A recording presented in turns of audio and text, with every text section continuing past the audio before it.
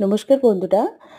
আমাদের কিন্তু এই স্থলপদ্মের যে বীজ তৈরি হয় গাছে, আমার কিন্তু এটা জানা ছিল না বন্ধুরা। জবা গাছের অনেক বীজ তৈরি করেছি, কিন্তু স্থলপদ্ম গাছের যে বীজ তৈরি হয় আজকে তোমাদেরকে দেখালাম। দেখো, এই শীতে এখনো দু একটা আমার স্থলপদ্ম ফুটছে, আর তার মধ্যে একটি স্থলপদ্ম আমার বীজও তৈরি হয়েছিল।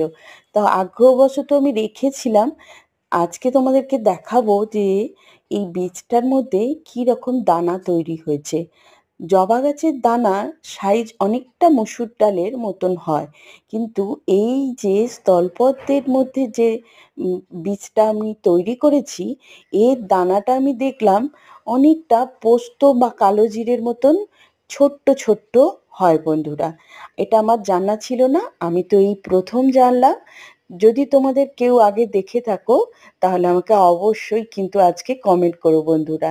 আর এটারও আমি বীজ তৈরি করার